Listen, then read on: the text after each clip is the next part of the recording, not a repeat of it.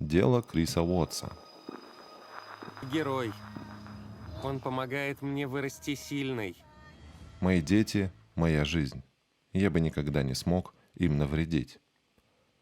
Именно эти слова произнес Крис Уотс в прямом эфире телеканала Денвер-7.